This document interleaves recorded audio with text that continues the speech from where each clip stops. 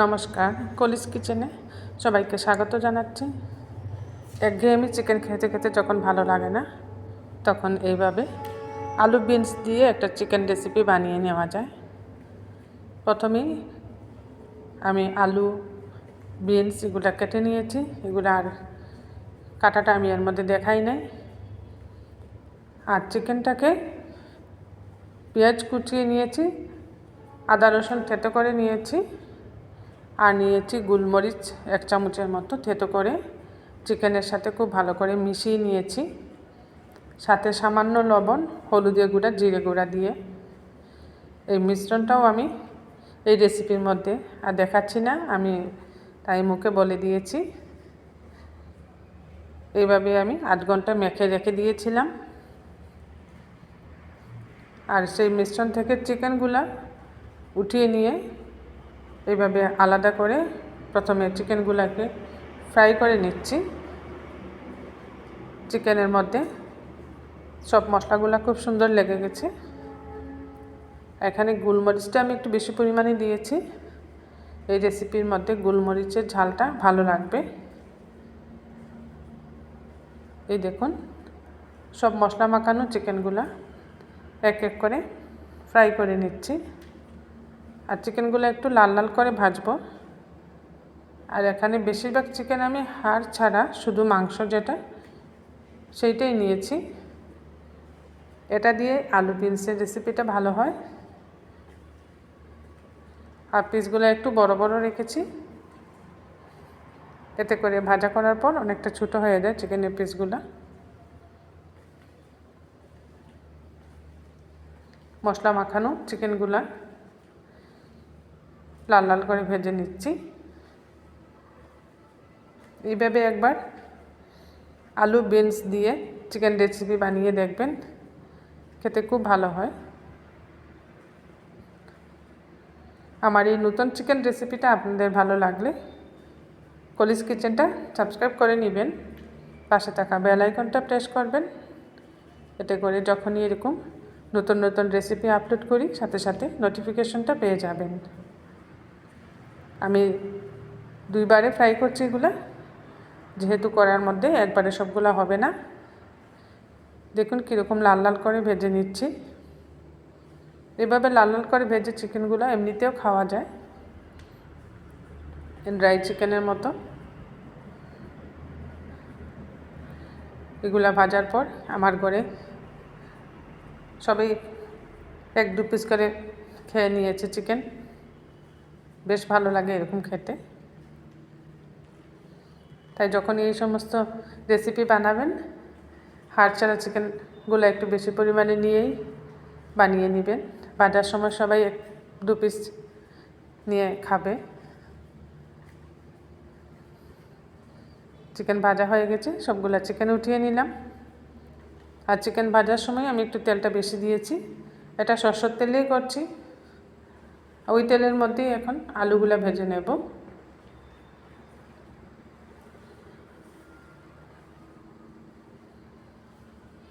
সবগুলো আলু এখানে অর্ধেক করে কেটে নিয়েছি।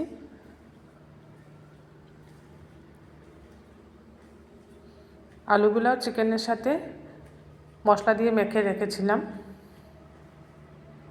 মশলা থেকে উঠিয়ে উঠিয়ে আলুগুলো ভাজছি। আলুগুলোকেও চিকেনের মতো লাল লাল করে ভাজবো। আর সাথে বিনসগুলোও দিয়ে দিচ্ছি, এগুলোকেও হালকা ফ্রাই করে নেব আলুর সাথে। এখন অনেক বিনস পাওয়া যায় বাজারে। এই নতুন নতুন বিনস দিয়ে এরকম চিকেন রেসিপি বেশ ভালো লাগে। আর এরকম রেসিপি বানালে আপনারা রুটির সাথেও খেতে পারেন, আর ভাতের সাথেও খাওয়া যায়, বা পরোটার সাথেও খেতে বেশ ভালো লাগে। এগুলাকে উল্টে পাল্টে ভেজে নিচ্ছি। এখন আলুগুলাকে উল্টে দিচ্ছি, আর বিনসগুলোর সাথে হালকা ফ্রাই হয়ে যাচ্ছে।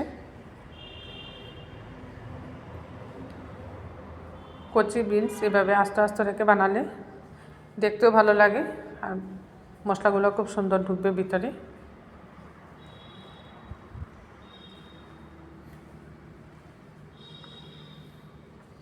আলু বিনসগুলোকে আরও একবার নাড়াচাড়া করে নিচ্ছি।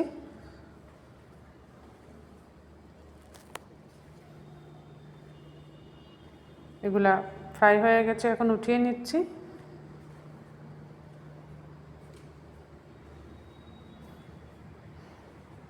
এটা খুব সুন্দর একটা রেসিপি, একদম ইউনিক একটা চিকেন রেসিপি।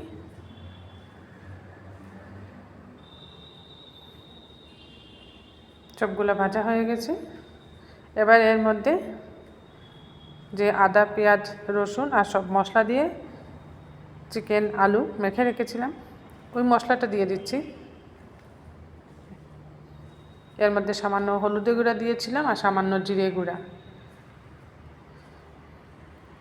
আর গোলমরিচ দিয়েছিলাম 1 চামচ ক্র্যাশ করে। এটাকে এখন খুব ভালো করে কষিয়ে নিতে হবে মশলাটাকে।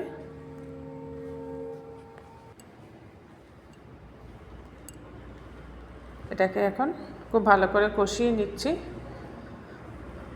পেঁয়াজগুলো এখানে একটু বড় বড় করে কেটে দিয়েছি, আর কয়েকটা পেঁয়াজ আমি কুচিয়ে দিয়েছি।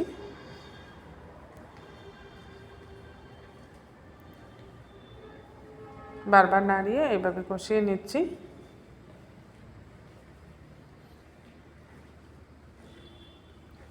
আর গোলমরিচ যে কোনো রেসিপির মধ্যে দিলে ঝালটা খুব ভালো হয়, আর গোলমরিচের ঝালটা খাওয়াও ভালো।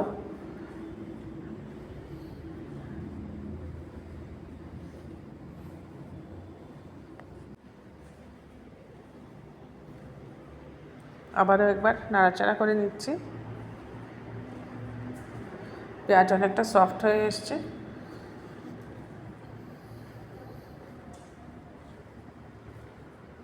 এবার কেটে রাখা টমেটো দিয়ে দিচ্ছি। এখানে মিডিয়াম সাইজের একটা টমেটো কেটে নিয়েছি, এটা দিয়ে দিলাম। টমেটোটা দিয়েও কিছুক্ষণ নাড়াচাড়া করতে হবে।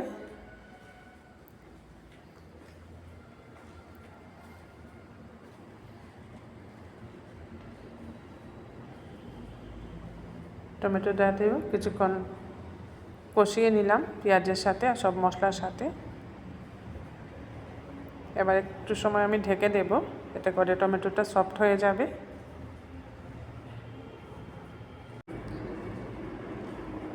মধ্যেখানে আমি ঢাকাটা উঠিয়ে যখন টমেটোর মধ্যে আলু আর ভেজে রাখা চিকেন বিনসগুলো দিয়ে দিয়েছি, তখন আমি ক্যামেরাটা অন করতে ভুলে গিয়েছিলাম, তাই এই জায়গাটা আপনাদেরকে দেখাতে পারি নাই, দুঃখিত আমি। টমেটোটা যখন একটু নরম হয়ে গেছে, তারপর ভেজে রাখা চিকেন আলু বিনস সব দিয়ে কিছুক্ষণ ঢেকে রেখেছিলাম। তারপর ঢাকাটা উঠিয়ে ভালো করে নাড়াচাড়া করে দিয়ে দিয়েছি উপর নিচ করে। এবার দিয়ে দিচ্ছি পরিমাণ মতো জল।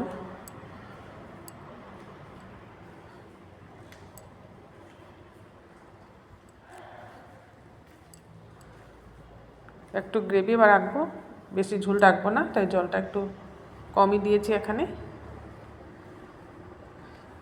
জল দিয়ে আবারও ভালোভাবে নাড়িয়ে নিচ্ছি।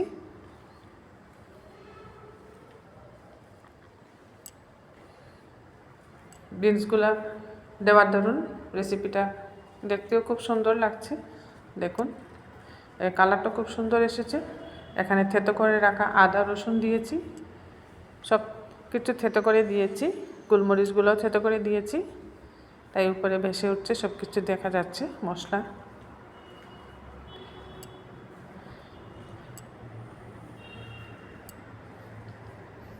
খুব ভালো করে ফুটিয়ে নিচ্ছি। এইভাবে যখন খুব ভালো করে ফুটে উঠবে, তখন গ্যাসের আঁচটা কম করে দিয়ে আবারও ঢাকা দিয়ে রাখবো 5 থেকে 7 মিনিট।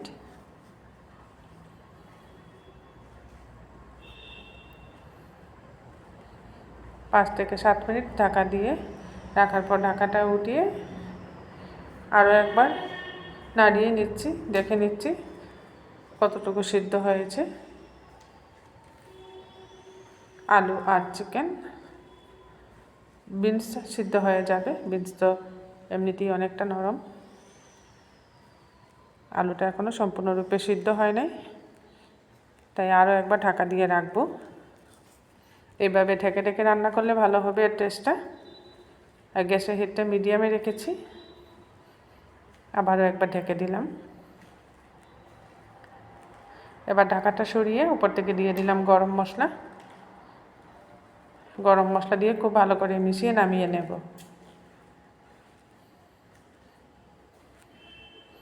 আমার এই নতুন চিকেন রেসিপিটা আপনাদের ভালো লাগলে একটা লাইক করে দিবেন, অবশ্যই শেয়ার করবেন। দেখুন খুব সুন্দর হয়েছে। তৈরি করে নিলাম চিকেনের একটা নতুন রেসিপি, আলু বিনস দিয়ে চিকেন। এটা রুটি, পরোটা, ভাত সব কিছুর সাথে খুব ভালো লাগবে খেতে। আজ পোলাওর সাথে আমি নিয়েছি।